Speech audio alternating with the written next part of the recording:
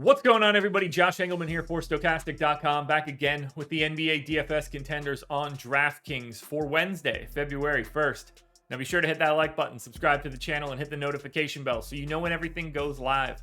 Follow me on Twitter at Josh Engleman. 1, that's the only place you're going to get updates to my sims as we get closer to lock. And 2, that's where I want you guys to hit me up with questions. Find the link for this video on my Twitter feed and then hit me up. Tell me what you like. Tell me what you don't like. If you got any questions for today's slate, that is the spot that you could ask. I'd love to help you guys out.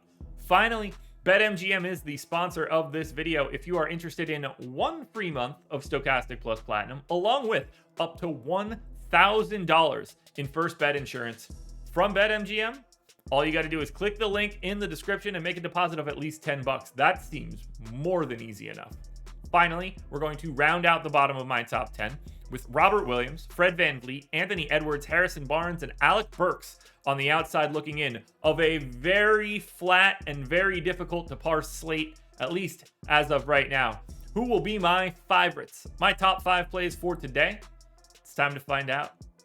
First up at number 5, I'm looking at Eric Gordon. He is small forward only, 5,300, projected for 31. The goal's 35. He's in the optimal lineup 14% of the time. Gordon gets the benefit of having no Kevin Porter Jr. and no Jalen Green, which means he completely changes his role. Giant usage bump. I got him at 26% for today. 31 minutes, close to a fantasy point per minute in this pace-up spot against Oklahoma City. Now, it's mostly scoring. 19 points, 4 assists, 2.5 rebounds, and a stock. They're 6-point dogs, which is, I don't know, relatively competitive for the Rockets in general, but I like the matchup. It's the role change here. Eric Gordon at 5,300 with those two guys out is just not priced correctly if he's playing 31 minutes. So he's going to be an excellent value option all day. Next up at number 4, I'm looking at D'Angelo Russell. Point guard only, 7,100, projected for 38. The goal's 44. He's in the optimal lineup 14% of the time. Russell's been playing massive minutes as of late. I got him in for 35 here. Close to 1.1 fantasy points per minute, 25% usage, 20 real points, 6 assists, 3 rebounds, a stock and a half. Massive pace up spot against Golden State. The Minnesota Timberwolves gained 3 possessions above their average. They're 3-point dogs, so you expect competitive game throughout. And I don't know, revenge narrative alert for D'Angelo Russell. Take what you can get on this one. Another guy at 14% optimal, that's number 3, Jabari Smith. Power forward center eligible, very much helpful there. Get a little extra flexibility. 5,600 for Smith, projected for 32. The goal's 37. He's in the optimal lineup 14% of the time. Should have at least a little bit of upward mobility in minutes. I only gave him 28, but I have him over a fantasy point per minute in this spot with no Jalen Green, with no KPJ. And I wouldn't be surprised to see him play 30, 31, 32 minutes if this one stays competitive. 16 points, 7.5 rebounds, 2 assists, and a stock and a half for Smith. You get that flexibility. You get slightly increased usage with both of those guys off. I have Jabari Smith in for 25% usage. Maybe the rookie shows out for today in this matchup against OKC. Happy to get there, but let's be clear here. This slate is difficult. Look at the optimal rates for my top 10 so far. 14, 14, 14, 14, 13, 13, 13, 13. There's no separation. If you think Jabari Smith should be 11th today, I can't argue with you at all. You can randomly pick the order of the guys we've looked at so far, and any order would work. In at number 2, I've got Trey Jones. He's point guard eligible, 5,600, projected for 32. The goal's 37. He's in the optimal lineup 16% of the time.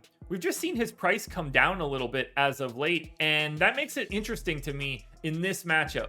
The Spurs are 7.5-point dogs at home against Sacramento. That's not ideal, but at least they're at home. This is about as competitive as it can be. It's a pace-up spot against Sacramento, and the Kings' defense is not very good. So I've got Jones over a fantasy point per minute here. 21% usage, 14 points, 6 assists, 4 boards, a stock and a half. All those things look good. He's one of the first guys that's just going to fall down this list as we get value, because this mid-tier guard range is just going to get filled out easier. When you get pay down options, we're just going to be able to get to the pay up options at point guard in a much easier fashion. And I think that's the better way to play this slate. But for now, and even no matter what, as we get closer to lock, Trey Jones is going to be a fantastic point per dollar option.